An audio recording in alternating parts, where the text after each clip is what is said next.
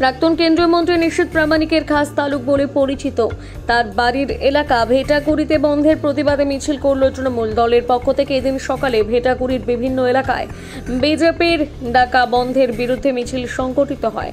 এদিন এই মিছিলে উপস্থিত ছিলেন তৃণমূলের দিনহাটা 1 নম্বর বি ব্লক সভাপতি অনন্ত বর্মন, তৃণমূল নেতা পরমানন্দ বর্মন সহ অন্যান্য নেতৃত্ব। এদিন বিজেপির ডাকা বন্ধের ভেটাগুড়ি এলাকায় দোকানপাট সবই ছিল খোলা। তৃণমূলের এই বন্ধ ভেটাগুড়ি এলাকা পরিক্রমাকালে দলীয় কর্মী সমর্থকদের উপস্থিতি ছিল যথেষ্ট।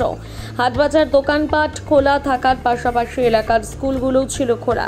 মানুষ বিজেপির ডাকা বন্ধ সাধারণ মানুষ প্রত্যাখ্যান করেছে বলে দাবি তৃণমূল নেতৃত্বের। তৃণমূল নেতা অনন্ত বর্মন বলেন, বিজেপির ডাকা বন্ধ প্রত্যাখ্যান করেছে সাধারণ মানুষ। বন্ধের বিরুদ্ধে এদিন এলাকায় আমরা মিছিল করলাম।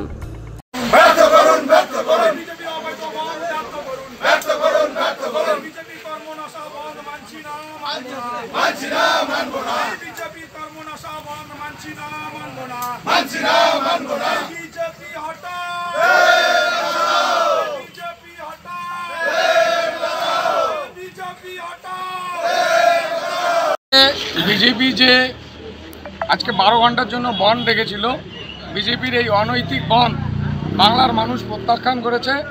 বাংলার অন্যান্য জায়গার সঙ্গে সঙ্গে ভেটাগুড়িতেও ভেটাগুড়ির মানুষ আজকে স্বতঃস্ফূর্তভাবে এই বন্ধের বিরোধিতা করে রাস্তায় নেমেছে।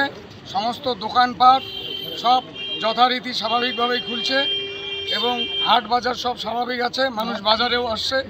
যানবাহন আপনারা দেখতে পাচ্ছেন যে যানবাহনও স্বাভাবিকভাবে চলছে। এখানে প্রাক্তন কেন্দ্রীয় স্বরাষ্ট্র প্রতিমন্ত্রী তার নিজের অঞ্চল, তার এখান থেকে 100 মিটার দূরে তার বাড়ি।